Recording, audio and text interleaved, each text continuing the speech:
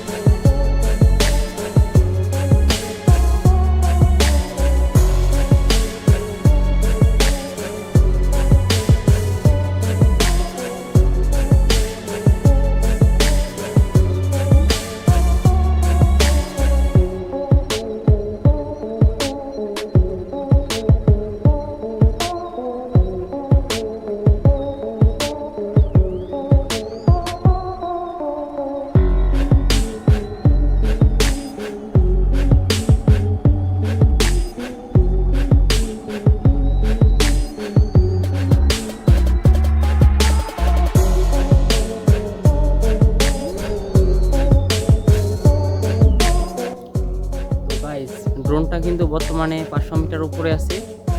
তো আমি আর সাহস পাচ্ছি না, যেহেতু একটা অ্যাকশন ক্যামেরা আছে, যে কোনো মুহূর্তে কোনো কিছু হতে পারে।